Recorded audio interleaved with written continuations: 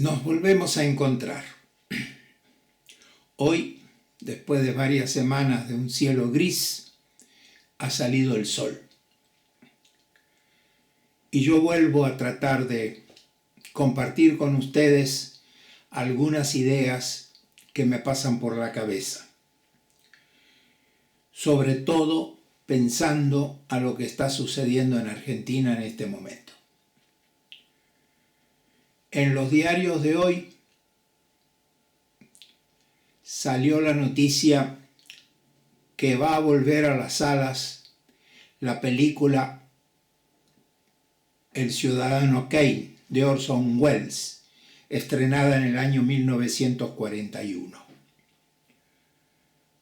Esa película causó una revolución dentro del cine en ese momento. Revolución en el verdadero sentido de la palabra, porque Welles, que venía de una experiencia radial sobre un ataque de marcianos a la Tierra, que movió todo, incluso consiguió sacar gente a la calle, para hacer la película se tomó un tiempo de preparación, no solamente para la historia, sino para él mismo, para entender qué es lo que había hecho el cine hasta ese momento. Y se pasó 6 meses viendo películas. Y después empezó a hacer su película. Quizás la mejor de todas las que ha hecho y que ha quedado en la memoria de la gente. Algunos de los que están del otro lado de la pantalla quizá la vieron. Si no la vieron, vale la pena pasar esas 2 horas, 2 horas y cuarto, cuánto dura, si la memoria no me traiciona, delante de la pantalla. Y eso nos puede ayudar a entender lo que, pensando en voz alta, quiero transmitirles hoy, quiero compartir con ustedes hoy. La llegada del señor Milei, declarado presidente de la República Argentina hace unos meses, en diciembre del 2023, ha provocado en la prensa europea un nuevo interés, un nuevo descubrimiento del país. Curiosamente, hace unos años atrás, en un artículo que leí en el diario del País, Tomás Eloy Martínez, a quien tuve el gusto de conocer y tratar allá en los años finales de los años 60 en Avellaneda, hizo un reportaje sobre la Argentina del interior. En ese reportaje trataba de captar el alma del interior. Esa alma que en Buenos Aires no se ve. Esa alma que en Buenos Aires está perdida, está puesta de lado, está sepultada, hundida en el agua. Y leyendo eso, esos reportajes eran varios, era una serie que publicó el diario El País, se me ocurrió pensar que Argentina era como un mapa, que cuando uno va a hacer la clase lo pone y cuando se terminó la clase lo saca. Y ahí comprendí que para los europeos Argentina era eso. La usaban cuando servía y cuando no servía la sacaban del horizonte de la visual. A partir de la llegada del señor Milei al gobierno, al poder, Argentina ha tomado una presencia en la prensa europea que en los últimos años no había tenido, excepto cuando fútbol, tango, Maradona, Messi. Por ahí podríamos decir que Borges, el discutido, el contradictorio,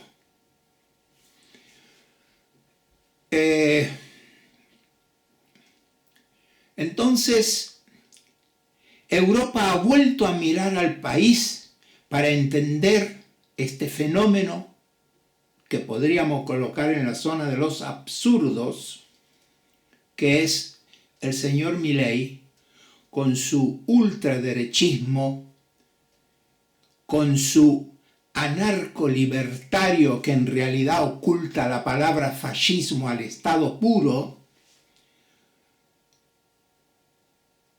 Y aquí un pequeño paréntesis. Hace unos días vi una entrevista de Pepe Mujica, el expresidente de Uruguay, que hacía una reflexión sobre la palabra anarcolibertario, ya usada en la reforma universitaria del 1918, de la cual Milei se apropia sin dar fuentes, porque esa es una de las características de la derecha: robar palabras, robar conceptos, robar títulos, sin darle a quienes lo pusieron a circular. Cierro el paréntesis. Entonces decía, los diarios europeos han vuelto a ocuparse de la Argentina porque están tratando de descifrar este absurdo que está viviendo el país. Y traía a colación El ciudadano Kane de Orson Welles, porque viendo algunos programas de la televisión argentina me hace pensar, tengo el riesgo de equivocarme, y si lo hiciera me asumiría las consecuencias o la rectificación, de que estamos viviendo en el país el mismo proceso que pasa en la película, la prensa como poder. La prensa argentina en este proceso de la llegada de Milei al gobierno ha tomado, más allá de las posiciones políticas de los grupos editoriales, que siempre los hay y las hay, las posiciones, ha tomado un cariz donde prevalece la agresión, el grito, y en lugar del diálogo, pregunta y respuesta, una constante ruido de palabras, palabras, palabras, que se amontonan y la mayoría de esas palabras son huecas. Esto también para el presidente, que grita, que gesticula, que actúa.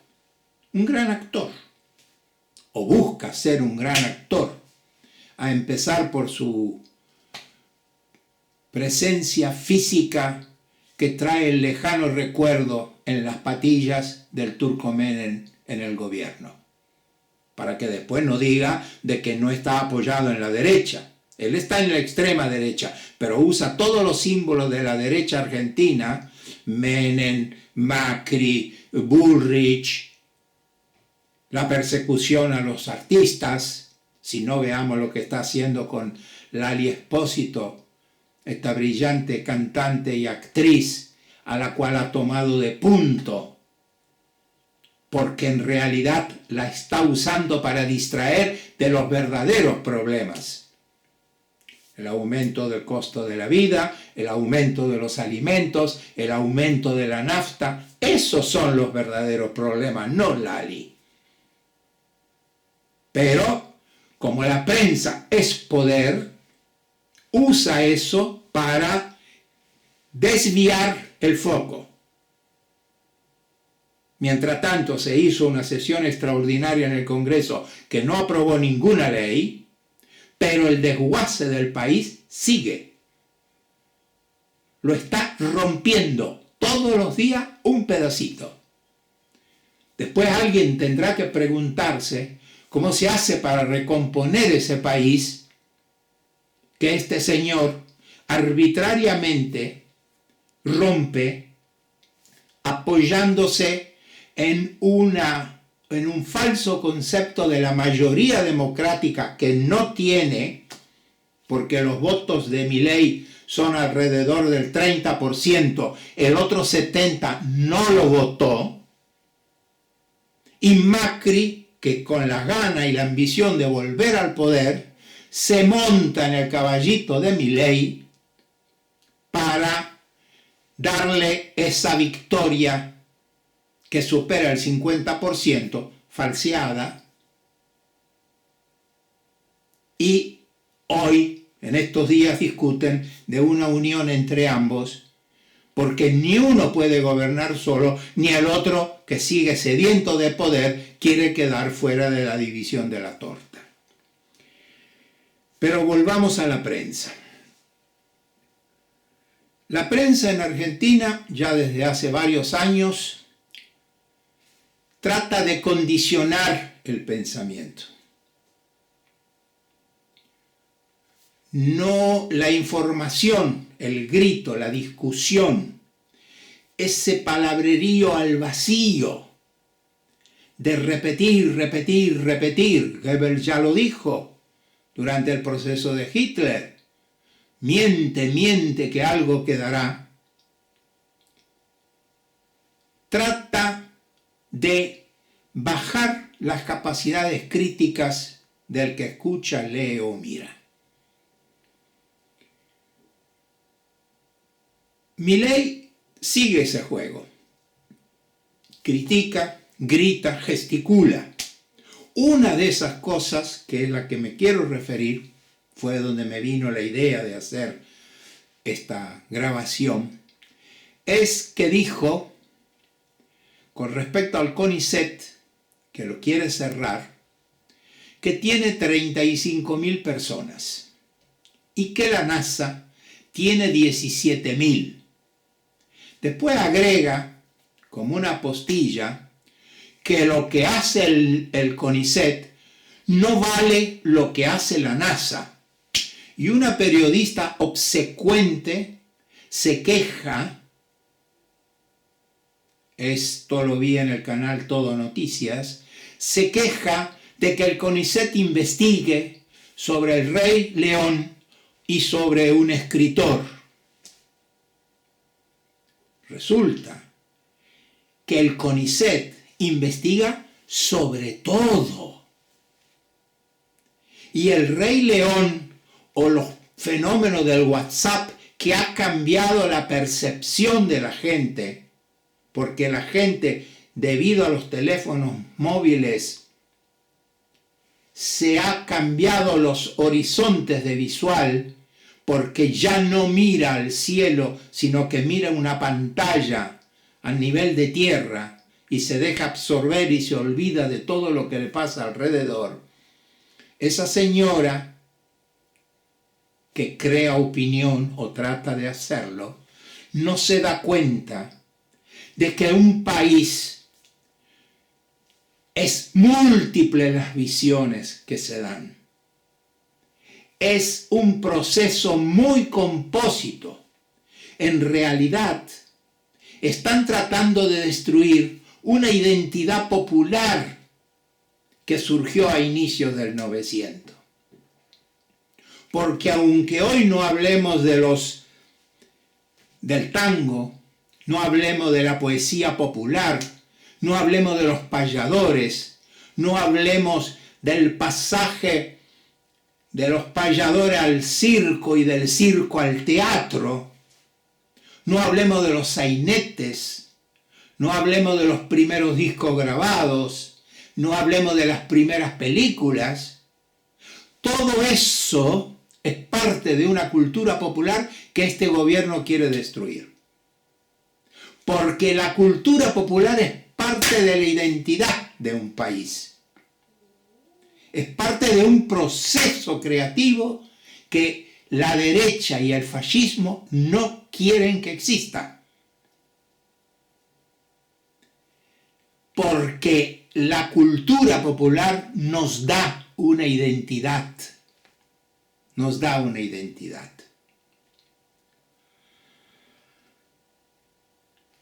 Las dos cifras de los 17.000 empleados de la NASA y los 35.000 investigadores del CONICET merecen un momento de atención. Y voy a tratar de explicar lo que estuve reflexionando antes de ponerme delante de la cámara. ¿Qué produce la NASA?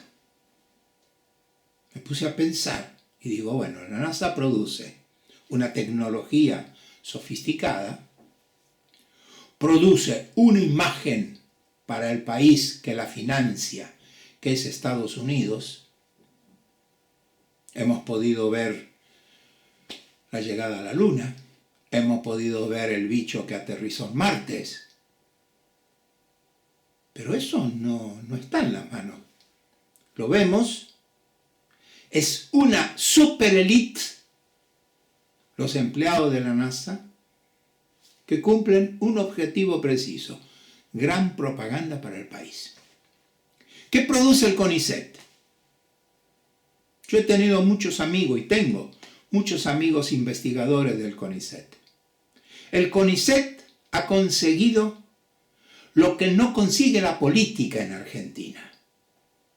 Ha conseguido que se hable del país a través del CONICET, por el CONICET. Cuando en la academia alemana venía algún investigador del CONICET, había un respeto, había una atención, había un interés por escucharlo. Eso el señor Milei y sus ministros no le interesa. No le interesa el país que quieren destruir, dirigido por Estados Unidos. Entonces, el CONICET produce cultura, que es lo que el fascismo no quiere, porque la cultura te hace pensar, te hace crecer, te hace mirar de otra manera. Y esa manera de mirar es lo que molesta a este grupo que ha tomado el poder como un arma sin pensar en la gente. El 30% de los votos es muy inferior al 70% que le falta para llegar al 100%, que es el país y los 47 millones de habitantes que tiene adentro. ¿Por qué en vez de aumentar boletos, aumentar el precio de la luz, liberar el precio de los alimentos, sacar la ley que prohibía a los extranjeros tener más de un porcentaje de la tierra total, otro modo de sacar identidad? Milei no se propone, y es una sugerencia que le hago al presidente, duplicar los empleados, los investigadores del CONICET. ¿Por qué no llegar a 70.000? Y ahí veríamos cómo el país se enriquece, aunque no sea económicamente hablando. Porque un país no es rico solo por la economía. Es rico por su cultura, por su memoria, por su capacidad creativa, por su percepción en el mundo de lo que se está moviendo en el interior de esas fronteras. Dije en otro video hace un tiempo que sería sumamente interesante que el actual presidente de la República, su ministro de Economía, la ministra de Seguridad, la Bullrich, la vicepresidenta, el señor que escribió ese absurdo decreto de la ley ómnibus, para ellos sería sumamente interesante, y no lo tomen como una provocación, es una sugerencia, que fueran a vivir unos días en una aldea guaraní.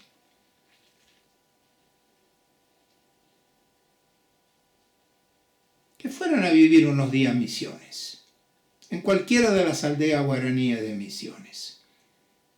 a las mismas condiciones de los habitantes originarios, esos verdaderos dueños de la tierra que ahora quieren liberarla para venderla a los extranjeros sin dársela a los verdaderos dueños, como son los indígenas.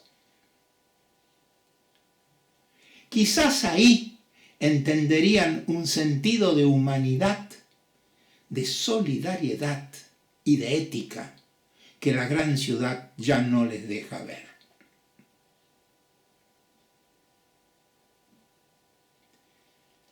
¿Se anima este gobierno que está recortando por todos lados, pero que elige como amigos preferenciales Estados Unidos e Israel?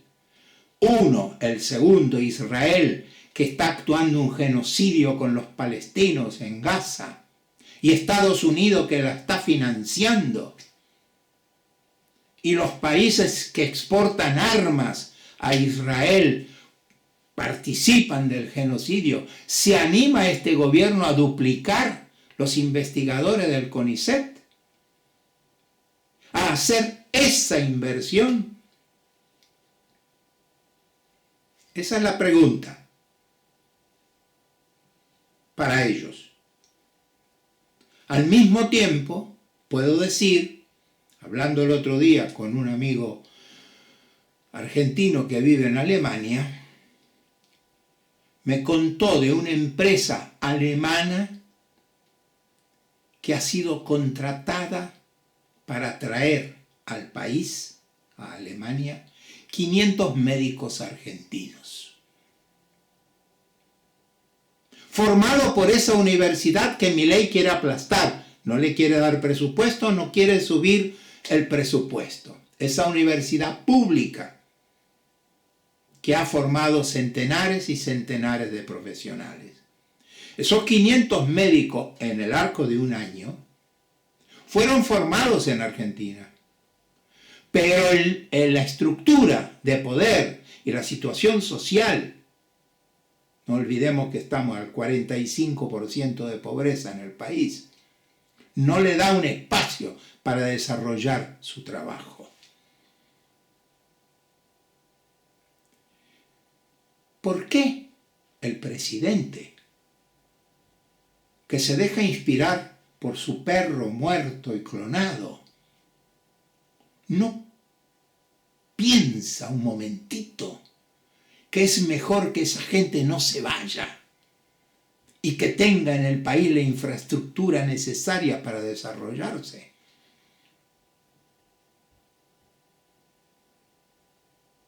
La verdad que es un país, en el país de los absurdos estamos. Hubo un brujo, López Rega, que quería transmitir los poderes de Evita e Isabel. Menem tenía su bruja y el señor Milei tiene un perro que le da la inspiración para su gobierno. ¿Estamos en una comedia del absurdo o es realidad? Si es realidad, es bastante trágico.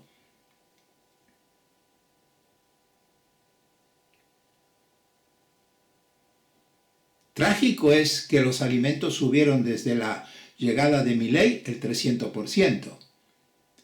Trágico es que retiró los subsidios al transporte en el interior, peloteándose.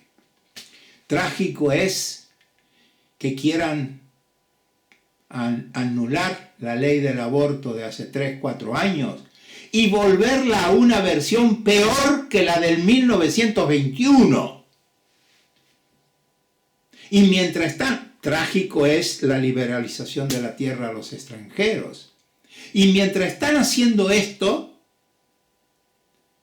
el presidente en persona trata de encontrar una vía de escape de la tensión y de la presión a la que está sometido, enojándose con Lali Espósito, cuando sabe perfectamente bien que todos los gobiernos, incluidos los europeos, hacen esto de contratar cantantes, actores, escritores, poetas, pagados por el gobierno para que el espectáculo y la cultura llegue a todos. ¿O es que Milei no le interesa que la cultura llegue a todos? Si le interesara, no hubiera cuestionado el Fondo Nacional de las Artes, el Instituto Nacional de Cine, el Instituto Nacional del Teatro. No le interesa. El fascismo no quiere cultura. El fascismo quiere obediencia ciega. Y lamentablemente, esta vez, quienes votaron, como dijo una vez Mojica, el expresidente de Uruguay, los pueblos también se equivocan. Lo que sucede es que después las consecuencias de la equivocación la paga el país y su cuerpo social durante muchos años. Si no veamos todo el proceso de las privatizaciones de Menem, cómo incidió en la vida del país, o peor todavía, veamos el experimento del neoliberalismo agudo que hizo Martínez de Hoz como ministro de Economía de la dictadura.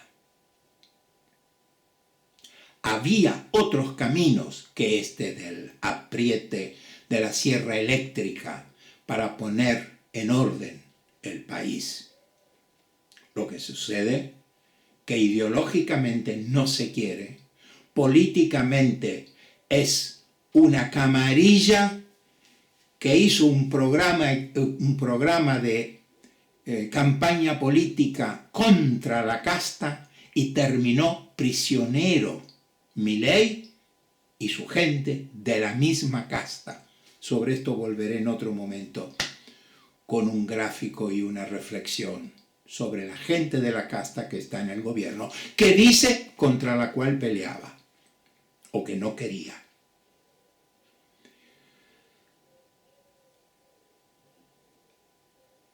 Presidente, ¿se anima a duplicar los investigadores del CONICET? La señora Bullrich se anima a no interferir en la vida social de la gente con sus reglamentos o de disparar o los antipiquetes. El señor Caputo tiene conciencia del daño que provoca a generaciones y generaciones en el país con esta política económica suicida que ya se ha demostrado fracasada hace 40 años, que él mismo fue parte de un gobierno que fracasó, que endeudó el país y que él apoyó el endeudamiento del país a 100 años. Si esto lo hubiéramos escrito en un guión de una película, quienes veían la película hubieran podido decir qué fantasía el guionista. Pero lamentablemente es una triste realidad.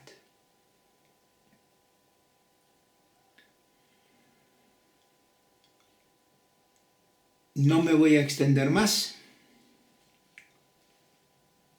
Quizás ya puse demasiados temas en el aire que puede llegar en este momento donde todo específico puede llegar a parecer demasiado abundante o demasiado complicado de entender, pero creo también que es necesario no perder de vista que un país es el resultado de la construcción de mucha gente que dio vida, perdió sueños, perdió esperanza para tratar de sumar que los que venían detrás estén mejor. Argentina no se merece, ninguno de los habitantes de Argentina no se merece vivir este calvario al cual este gobierno dirigido por Milei quiere imponerle.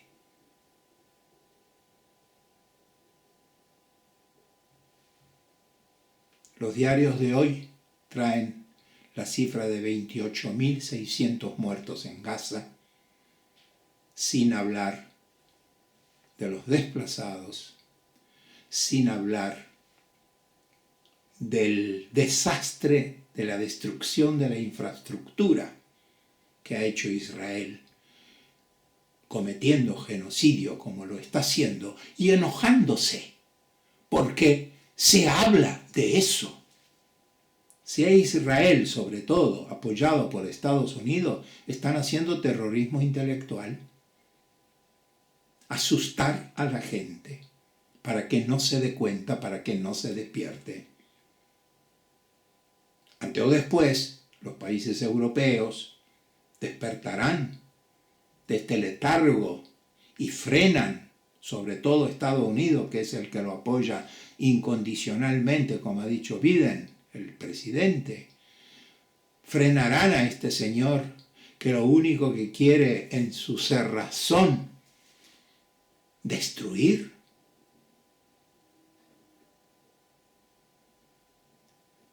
¿O hay una similitud entre este genocidio que se está cometiendo en el Oriente Medio con un nuevo tipo de genocidio que está sucediendo en Argentina? Me atrevería a pensar, con la cabeza más abierta de lo normal, que la pobreza en Argentina puede ser también un genocidio. Que no es casual que el país que fue granero del mundo, hoy se sufra hambre. Que no es casual que los hilos de la política internacional le adjudiquen a la Argentina un rol: producir alimentos. Que no es casual que un enorme número de pensadores argentinos estén trabajando en el exterior. Que no es casual que no quieran sacar la identidad. Que no es casual de que quieren que dejemos de pensar.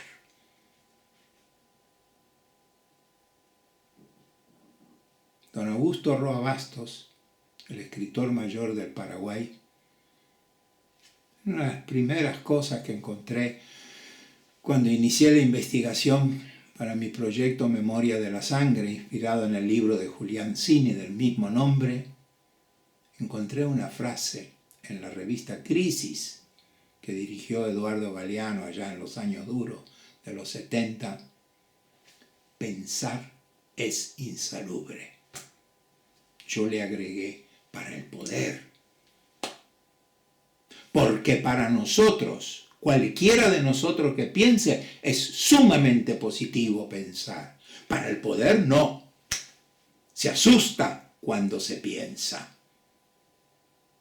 No entiende que uno no es controlable.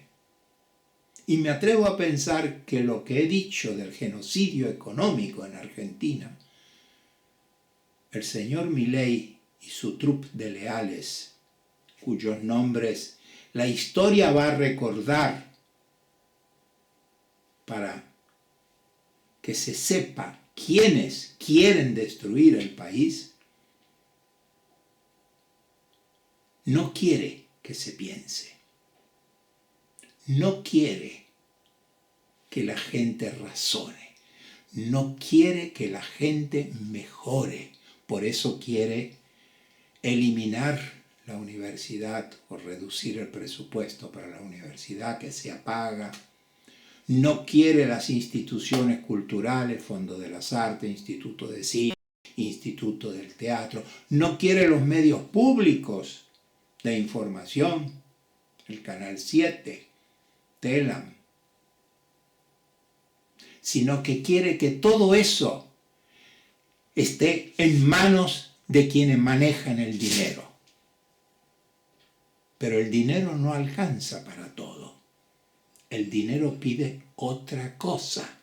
El dinero se quiere comer a quienes son los actores e instrumentos de ese proceso.